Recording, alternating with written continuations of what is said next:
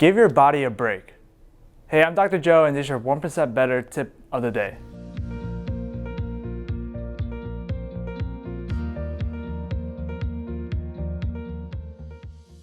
What I mean by that is, the moment that we were born till now, we've been constantly eating.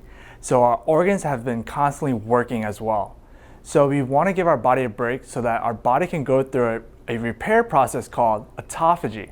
And what autophagy is where cells cleanse themselves by repairing old and damaged proteins. So there are a few ways to do this, and one really good way is by fasting. So you can do a 24-hour fast, which may sound pretty hard, but it's a good way to go through a repair process called autophagy and give our body a break.